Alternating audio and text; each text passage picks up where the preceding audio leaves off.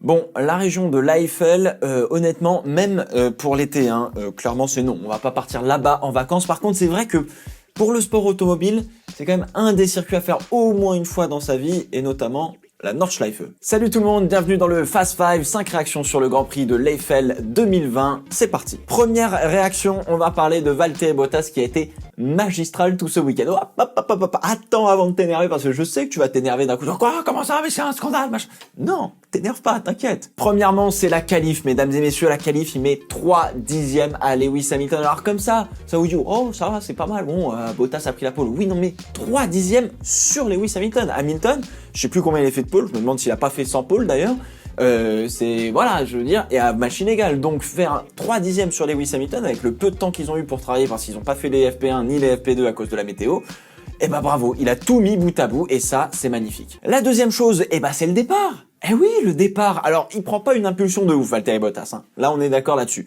Mais par contre, Hamilton, qu'il la joue comme il la jouerait avec Nico Rosberg ou n'importe qui d'autre, je t'emmène un peu à l'extérieur, je te mets en difficulté. Bottas était complètement à l'extérieur, complètement dehors de la piste. Mais c'est pas grave, il a continué, il a insisté, il a résisté et il est passé sur Lewis Hamilton et ça, c'est beau. Derrière, à la fin du premier tour, avant la fin du premier tour, il était déjà à plus d'une seconde, si c'est pas plus. Bravo. Franchement, là, le départ, enfin, on a vu le Valtteri Bottas combatif. Là, ça y est, il peut faire taire les critiques. Là, il y a vraiment pas de problème. 3 dixièmes en qualif, je résiste à Lewis Hamilton, je m'envole. Ok, il a coché toutes les cases, bravo Valtteri. Et donc, du coup, on continue finalement cette fameuse phase ascendante que j'arrête pas de vous répéter depuis maintenant peut-être 2 ou 3 Fast 5 depuis le Mugello finalement, où Bottas est rentré dans ce corps d'athlète conquérant qui a envie d'aller à la bataille et qui y va, et ça franchement c'est génial. Faut qu'il, encore une fois, garde ce tempérament là jusqu'à la fin de l'année, mais, et oui, il y a toujours un mais. C'est ça le problème, il y a un mais. Le gars se met en Y au freinage du virage numéro 1 au 13e tour, il bloque la roue comme c'est pas permis et Lewis Hamilton repasse. Ça a failli bien se toucher quand même entre les deux. Mais voilà, c'est juste pour vous dire que ouais, dès que tu fais une erreur, eh bien Hamilton, il est là. Point barre, c'est tout. Voilà le niveau qu'il faut avoir pour battre Lewis Hamilton, il ne faut pas faire d'erreur et en plus de ça, il faut être vraiment meilleur que lui. Et c'est très compliqué. Donc là, malheureusement, bah ouais, Bottas a fait une erreur. Est-ce que c'est pardonnable, pas pardonnable? On s'en fout en vrai, mais c'est vraiment dommage. Mais ça prouve à quel point il faut vraiment tout mettre bout à bout pour pouvoir gagner face à Lewis Hamilton à la régulière. Donc c'est vraiment dommage. Bon, après, évidemment, il a eu des problèmes de MGUH sur sa voiture. Il a dû abandonner. Il se prend un 25-0 dans la tête. C'est violent de ouf. Donc bon, ça... Encore une fois, j'espère qu'il va garder cette physionomie, cette attitude qu'il a, parce que vraiment, elle est vraiment top. Donc voilà, on verra ce que ça donne. Mais là, il nous a régalé. Moi, perso, il m'a régalé, le petit Valtteri. Encore une fois, vous me dites ce que vous en pensez dans les commentaires. Mais là, franchement, ça fait vraiment plaisir. Oui, alors forcément, on va saluer la 91e victoire de Lewis Hamilton en Grand Prix. Il est l'égal de Michael Schumacher sur le nombre de victoires en Formule 1. C'est tout simplement incroyable. On a vécu un moment d'histoire hier. J'espère que vous en avez bien eu conscience et que vous avez savouré ce moment parce que c'est très important. Maintenant, je vous avoue, j'ai pas été aussi ému que ce à quoi je m'attendais. Je suis bon, ouais, ok, voilà. Je sais vraiment pas pourquoi ça a été le cas. Je pense en particulier parce que effectivement, on n'a pas de nouvelles de Michael Schumacher depuis maintenant presque 7 ans. Qu'on aurait bien aimé voir Michael Schumacher sur le podium, remettre le trophée, remettre le casque, faire finalement une passation plus que Mick. Alors j'aime beaucoup Mick évidemment, mais voilà, ça n'a pas la même saveur et tu dis il manque un petit truc et on sait que bon il était là mais avec le casque, pas personnellement. Donc peut-être que c'est pour ça que moi je suis pas rentré dans l'émotion, c'est un petit peu dommage, mais c'était un moment d'histoire et je suis heureux de l'avoir vu de mes propres yeux et ça c'est vraiment beau. Deuxième réaction, on va parler de la patrie, mesdames et messieurs. Eh oui, on va parler de la patrie, ça fait plaisir. On va parler de Romain Grosjean. Eh oui, on va pas parler tout de suite de Renault. On va parler de Romain Grosjean. Oui, Romain Grosjean qui nous a sorti une magnifique course, ça fait plaisir. Alors, malheureusement, ça fait vraiment super plaisir, mais parce que c'est devenu trop rare, c'est ça qui est relou. S'il n'a pas la voiture pour, on sait que Romain Grosjean et Kevin Magnussen, dans leurs meilleurs jours, c'est des super bons pilotes, très rapides. C'est pas pour rien que Romain Grosjean a 10 podiums à son actif en F1. Il a déjà démontré avec une bonne voiture ce qu'il savait faire. Malheureusement, là en ce moment c'est un peu plus compliqué. Il s'est pris des cailloux de la part de Kimi Räikkönen dans les premiers tours de course et te prendre des cailloux à 200 km/h dans les doigts. Ça fait pas du bien, donc il a fait tout le Grand Prix comme ça. Je crois que son doigt n'est pas cassé, donc tout va bien. Mais il a sorti vraiment une très belle course. Stratégiquement parlant, ça a été nickel. Il a mis les hard. Il a choisi de ne pas s'arrêter quand il y a eu la dernière safety car sur la fin de course pour justement grappiller quelques positions. Il a été aidé aussi du fait de devoir redépasser la safety car et le leader pour revenir dans le même tour que le leader, ce qui a fait chauffer les gommes, ce qui était très compliqué à faire vu qu'il faisait super froid. Et donc il a pu attaquer finalement la relance avec des pneus un peu plus chauds que d'autres. Et il a réussi à conserver cette huitième place, hein, pas 8 points, parce que là ça aurait été génial, mais là c'est 2 points pour la 8e place. Et donc, bah ouais, c'est comme This is the win for us. Bah ouais. Et franchement, ça donne la banane, ça fait le smile, on kiffe. Dans ces moments difficiles, ça fait plaisir. Bon alors forcément, selon les rumeurs et l'info Canal+, comme quoi Nikita Mazepin aurait signé chez Haas pour 2021, et vu les interviews qu'on a entendues de Romain Grosjean ce week-end, honnêtement, à 90%, j'ai l'impression que c'est mal barré pour Romain Grosjean pour être en 2021 chez Haas ou d'ailleurs même en Formule 1. Ça commence à parler de d'autres projets, de se dire qu'il est intéressé par l'endurance et notamment avec le projet de Peugeot. Donc quand tu commences à parler un petit peu de tout ça, j'estime que, à mon avis, on ne verra pas Romain Grosjean sur les circuits de Formule 1 l'année prochaine. Voilà, c'est peut-être que ça va se passer comme ça. Seul l'avenir va nous le dire. Encore une fois, on va attendre. Troisième réaction, on va parler de la patrie. On va parler de Renault. On va parler du podium de Daniel Ricciardo. Non, franchement, là, ça me fout le smile parce que depuis le temps qu'on attend un podium d'une écurie française en Formule 1, eh ben, ça fait Malaisie 2011, les gars, avec Nick Heidfeld. Et à l'époque, c'était même pas tout à fait Renault. Alors, si, c'était Renault concrètement, mais ça s'appelait à l'époque déjà Lotus Renault Grand Prix. Donc, c'est vous dire que ça remonte à très très loin, malheureusement. Et je me demande si c'est pas en 2011 aussi que Vitaly Petrov, au même Grand Prix en Malaisie, avait cassé la colonne de direction sur un jump. Bref, vous me direz dans les commentaires. Quelle course de Daniel Ricciardo. Alors, bon, on va commencer par le commencement parce que il a mis 9 tours à doubler Charles Leclerc, qui a quand même une charrette. Hein. Et d'ailleurs, ça me permet de faire un petit aparté sur Charles Leclerc, qui a fait une course incroyable, frérot. C'était incroyable. Parce que, mine de rien, avec la poubelle qu'il a, sortir la course qu'il a, résister à Ricciardo, faire les batailles qu'il a fait. Bon, alors, il démarre 4, il finit 7, il est pas content de sa course, on peut comprendre. Mais là, quand même, ouais, c'est quand même un exploit. C'est quand même un sacré exploit et il faut le souligner. Bref, retour à Daniel Ricciardo. Sacré combat de Daniel Ricciardo. Le dépassement, oui, sur Charles Leclerc, du coup, ça s'est bien passé. La première tentative a pas suffi parce qu'il voulait décroiser dans le virage 2. Il a compris que ça pouvait pas se faire comme ça. Que aujourd'hui, avec les F1 qu'on a, c'est des F1 qui ont énormément d'appui aérodynamique et que finalement, dans le virage 2, enroulé par l'extérieur, ça se fait très très bien. Et c'est ce qu'il a fait. Et c'était magnifique. Le smile, il est parti, on l'a plus revu, etc., etc. Nickel, il a profité de la virtual safety car qui a été provoquée notamment par George Russell et son accrochage avec Kimi Raikkonen pour passer au stand, tout comme Hamilton et Verstappen, alors que Bottas était déjà passé au stand. Donc finalement, très bien accordé, tout ce qu'il fallait. Attention avec Perez qui est remonté très très fort sur la fin de course.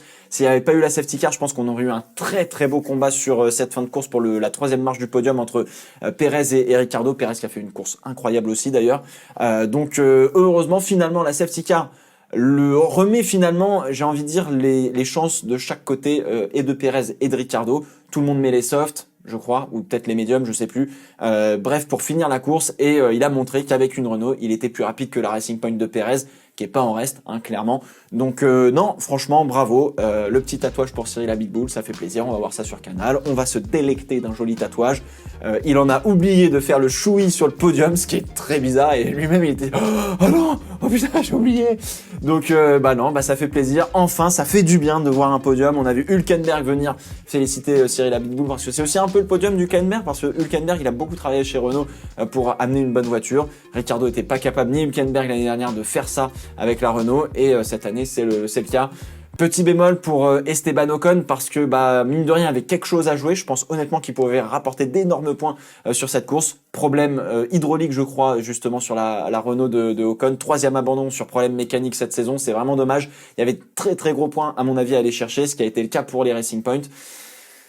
Donc bon, on va voir, mais ouais, dans l'ensemble, je suis vraiment content. Vraiment content pour Ricciardo. C'est un semi-gâchis parce que c'est vraiment dommage qu'il parte. En revanche, pour Alonso, là, c'est jackpot. La Manuelle, elle fait podium quand même. Donc il se dit, ouf, bon là, on est sur une très bonne pente ascendante, les gars. Là, on est vraiment pas mal. Quatrième réaction, forcément, on va parler de Nico Hülkenberg, le revenant pour la énième fois, qui arrive le samedi après-midi en urgence totale pour reprendre le baquet de Lance Stroll qui était souffrant. Il a eu que quelques tours en qualif pour se mettre un petit peu dans le rythme. Il était pas à la rue en plus puisqu'il finit, je crois, à 2 secondes 7 de la pole. Donc bon, bah finalement c'est que à 3 dixièmes d'une Alfa Romeo. Donc bon, ça va. Il prend le départ en dernière position. Il finit P8. Il marque quelques points pour l'écurie, de gros points qui peuvent justement être primordiaux pour la fin de saison et la 3e place au championnat pour Racing Point, Renault, Ferrari et McLaren. Donc honnêtement, une course parfaite, la stratégie parfaite, des dépassements parfaits, en dehors des problèmes, etc. Pour un gars qu'on a rappelé, il a intérêt à être en Formule 1 en 2021. Hein. Clairement, là, c'est terminé. On va arrêter les bêtises là. Pour la petite stat, il n'est qu'à 7 points au championnat de Sébastien Vettel et il a disputé que 3 grands prix, dont un évidemment où il a pas pris le départ carrément. Bon, tu me diras, Vettel, il s'est fait accrocher par Leclerc en Autriche. Bon, c'est comme s'il avait pas pris le départ quelque part non plus. Bon, bref. Mais il n'est qu'à 7 points en ayant disputé que 3 grands prix. Donc c'est quand même pas trop mal pour un gars qui est intermittent, c'est pas mal quand même. Bon alors le malheur des uns fait le bonheur des autres, puisque et McLaren et Renault ont perdu tous les deux une voiture dans la course. Donc forcément ça marque moins de points. Et Racing Point, de ces 4 voitures qui se disputent pour la 3e place du championnat, est la seule à avoir mis ces 2 voitures dans les points. Et donc ces points-là vont être primordiaux pour la fin du championnat. Bravo à Nico Hülkenberg, c'est peut-être lui qui va faire la différence par rapport à Renault. Et ça c'est extrêmement important. J'espère que tout comme Perez ou Hülkenberg, j'espère que les deux finalement auront leur place sur la grille en 2021. On espère évidemment de voir Hülkenberg et Perez sur les meilleures écuries possibles. Notamment, c'est chez un constructeur qui n'a plus de moteur pour 2022, par exemple. Mais bon, la F1, généralement, c'est pas gagné. Ça se fait pas au mérite, c'est pas comme ça que ça marche. Hein. Voilà, c'est un peu plus complexe, voilà, c'est un peu plus politique. 5e réaction, eh bien, on va parler du Nürburgring, des batailles, etc. Parce que finalement, moi, je m'attendais à une purge. Hein. Je vais être tout à fait honnête avec vous. Je me suis dit, ça va être compliqué de se dépasser. Et finalement, on a eu du spectacle partout. Perez qui a essayé d'enrouler par l'extérieur sur Norris dans le virage 1, le virage 2 où on enroulait par l'extérieur, où ça se croisait, ça se décroisait, à la chicane on pouvait freiner, faire les freins, et puis justement eh bien attaquer et dépasser, la ligne droite qui permettait de revenir, qui permettait de... Non franchement, Nürburgring, oui, c'est un grand oui, oui, voilà, non, très bien, parfait. Alors est-ce que c'est à cause des températures très fraîches, parce que du coup c'est quand même très froid au Nürburgring? Peut-être, j'en sais rien, mais en tout cas on a eu un super Grand Prix. Les batailles entre Vettel et Magnussen, bon ça s'est touché un petit peu violemment, mais bon c'est la course. Les batailles entre Leclerc et Perez, là pareil, ça s'est rendu 2 fois coup pour coup, un dépassement, un coup je te dépasse, un coup tu me dépasses. Non franchement, au final, un Grand Prix qui a été plutôt intéressant. Je suis vraiment content parce que finalement je me disais cette année, eh ben, à chaque fois, je pense qu'on part d'un très mauvais a priori. On a vraiment un mauvais a priori sur la course. On dit toujours, ça va être une purge. Et finalement, on se retrouve avec des grands prix qui sont pas mal, qui sont plutôt bien dans l'ensemble. Alors oui, c'est joué en tête. Oui, le podium c'est tout le temps le même. Mais finalement, il y a plein de trucs à voir dans le peloton. Et ça, c'est vraiment cool. Et si on se concentre là-dessus, du coup, on passe quand même un bon moment devant la télé. Alors bon, il y a eu un moment donné, quand même.